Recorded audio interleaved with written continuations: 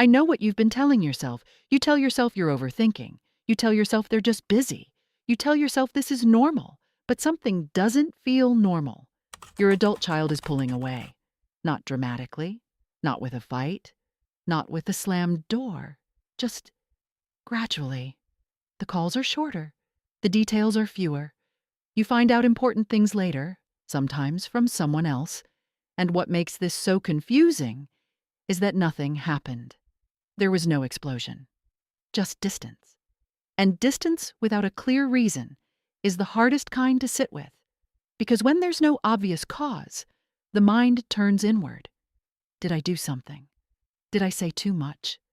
Did I miss something important? Before we jump to conclusions, before we blame their partner, their stress, or ourselves, we need to understand something fundamental. Because what feels like rejection is often something else entirely. The first instinct is to explain it in simple terms. They've changed. They're influenced by someone. This generation is just different. Or the quiet, heavier version, they don't appreciate me. But most parents misdiagnose what's happening. This is not usually disrespect. It is not sudden coldness, and it is not always a reflection of your parenting. What you are witnessing is a structural shift in the relationship. For nearly 2 decades, your connection was built on attachment. You were the primary regulator, the emotional anchor, the person whose approval mattered most. But adulthood demands something different. At a certain point, a healthy adult brain begins reorganizing its priorities. Attachment moves slightly backward. Autonomy moves forward. Not because love decreases, but because identity must solidify, and identity cannot solidify in constant psychological proximity to a parent. The distance you feel is often not rebellion. It is recalibration, and when you misread recalibration as rejection, you respond in ways that unintentionally increase the distance. To understand why your adult child is pulling away, we have to look at what changes in the brain. In childhood and adolescence, the nervous system is wired around attachment. Safety comes from proximity. Decisions are filtered through parental approval. Identity is still forming. But somewhere in the mid-20s, something consolidates. The prefrontal cortex, the part responsible for long-term planning and self-definition, fully matures. And with that maturity comes a psychological shift. The brain begins prioritizing autonomy over attachment. This does not mean love disappears. It means dependence decreases. Think of it this way. For years, you were gravity. Your opinions shaped their orbit. Your reactions influenced their choices. But a healthy adult mind eventually builds its own center of gravity. It must test its own judgments. It must make decisions without immediate parental input. It must feel separate in order to feel whole. From the inside, this feels like growth. From the outside, it can look like distance. And when growth is mistaken for withdrawal, tension begins to form. Here is where most parents with completely good intentions make the situation worse. You feel the distance, so you try to close it. You offer more advice, you check in more often, you remind them gently of what you've learned in life. You try to prevent mistakes before they happen. On the surface, this looks like love, but to an adult nervous system trying to establish autonomy, it can register differently. It can feel like supervision. Even subtle things matter. The extra follow-up question, the slightly concerned tone, the "are you sure?" the story about how you would have handled it. None of these are aggressive, but psychologically they communicate something powerful. I still know better. And when an adult senses that their competence is being quietly evaluated, the brain activates what researchers call a threat response to autonomy. Not a fight, not a rebellion, just withdrawal. Less sharing, less detail, more filtering. They begin telling you about decisions after they are made instead of before, not to exclude you, but to protect their independence. Because adulthood requires one uncomfortable thing: the right to make mistakes without feeling observed. The more a parent unintentionally signals doubt, correction, or emotional pressure, the more the adult child reduces exposure. And the tragedy is this: the parent thinks they are trying to stay close. The adult child thinks they are trying to breathe.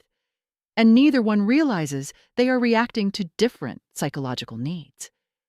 But beneath all of this psychology, there is something much more human. This hurts, not because you want control, not because you need dominance, but because for years, being needed was part of who you were. You were the first call, the safe place, the emotional translator of the world. Your child's dependence wasn't just practical, it was relational, oxygen.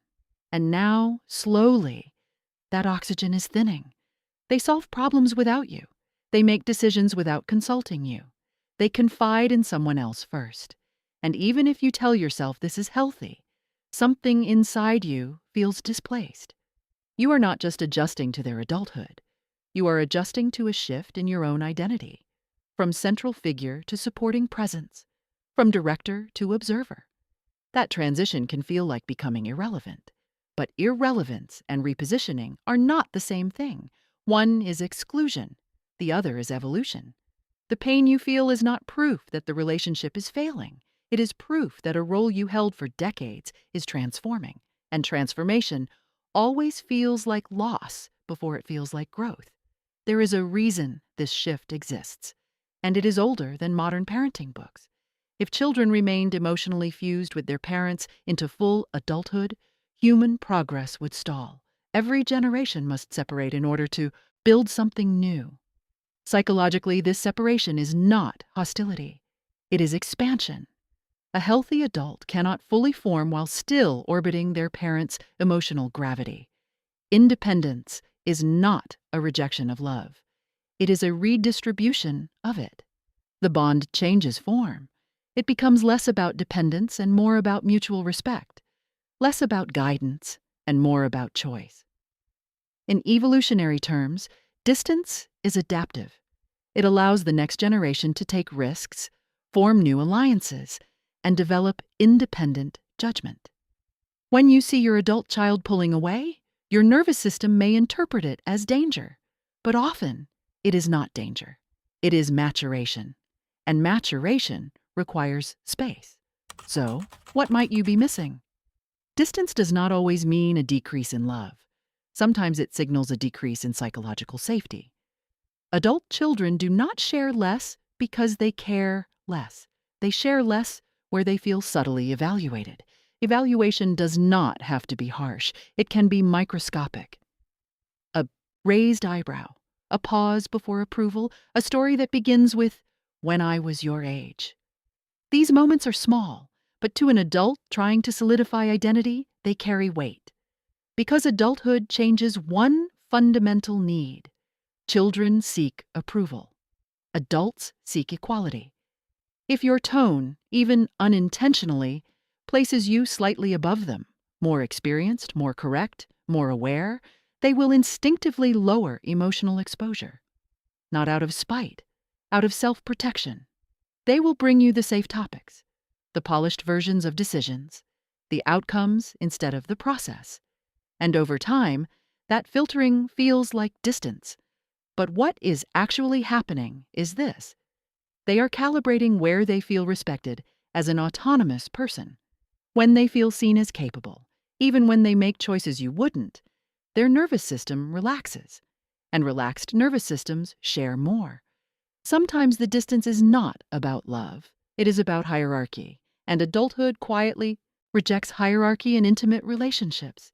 If distance grows when autonomy feels threatened, closeness grows where autonomy feels respected, not managed, not corrected, respected. This does not mean becoming silent or indifferent. It means shifting your posture. Instead of leading with advice, lead with curiosity. Instead of correcting, ask.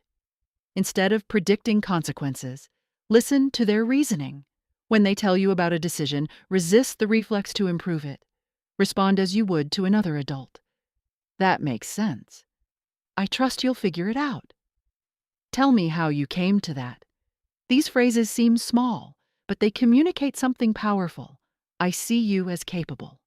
And capability creates safety. Safety invites openness.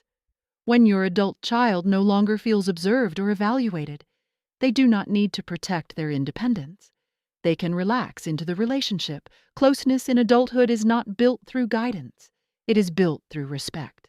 And respect sounds very different from instruction.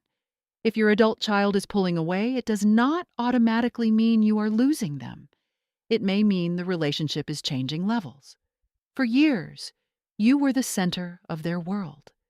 Now you are something quieter, more stable, less visible, but no less important. A foundation does not chase the house it supports. It stays grounded, available, unshaken, non-intrusive. When you release the need to remain central, you often become someone they return to voluntarily, not because they have to, but because they want to. Adulthood does not end the bond. It reshapes it. And sometimes what feels like distance is simply space being built for a more equal connection.